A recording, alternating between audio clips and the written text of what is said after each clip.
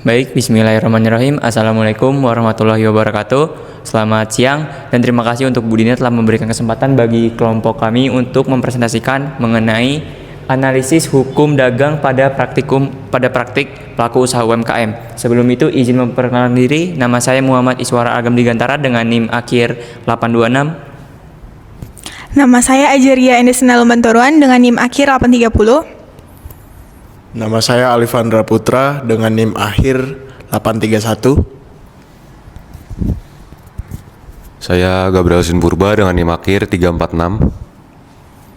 Saya Alessandro Z. Febrian dengan NIM akhir 923. Baik, berikut merupakan latar belakang dari hasil analisis kami, yaitu adanya UMKM merupakan pilar ekonomi nasional, namun seringkali mengabaikan aspek hukum dagang dalam praktek sehari-harinya. Masih banyaknya pelaku UMKM yang tidak memahami betapa pentingnya perizinan tertulis. Perizinan itu baik berupa NIB, NPWP, maupun merek dagang ataupun perizinan lainnya. Kemudian tujuan dari wawancara kelompok kami yaitu untuk menganalisis praktik hukum nyata pada UMKM tempat crafting untuk dianalisis kesesuaiannya dengan peraturan perundang-undangan yang ada. Nah, selanjutnya ada profil singkat dari UMKM dan narasumber yang telah kita wawancarai.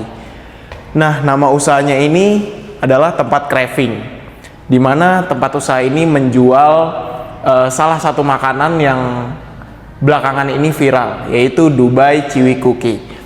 Selanjutnya bidang usahanya adalah usaha dagang atau UMKM gitu. Tahun berdirinya 2025. Nah, kebetulan skalanya juga masih skala mikro atau kecil, dan juga pemiliknya Adelia Novantri. Jadi Adelia ini adalah seorang mahasiswa di Universitas Diponegoro Semarang semester 2 yang membuka usaha tempat crafting ini.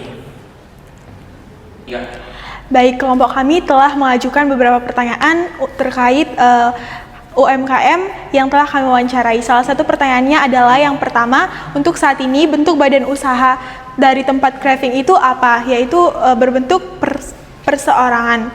Kemudian yang kedua, apakah usaha ini memiliki NPWP, NIB, atau IUMK, atau izin lainnya? Nah, jadi usaha yang kami wawancarain ini belum hanya memiliki NPWP, namun untuk NIB sempat mendaftar namun terkendala oleh website yang sedang error. Pun pertanyaan yang ketiga, apakah ada perjanjian tertulis dengan supplier, distributor? Sumber kami mengatakan tidak ada sama sekali perjanjian tertulis terhadap pihak manapun, baik supplier ataupun distributor. Pun pertanyaan yang keempat, yaitu apakah pernah ada komplain terhadap produk yang dijualkan oleh tempat crafting tersebut? Terus bagaimana cara penanganannya?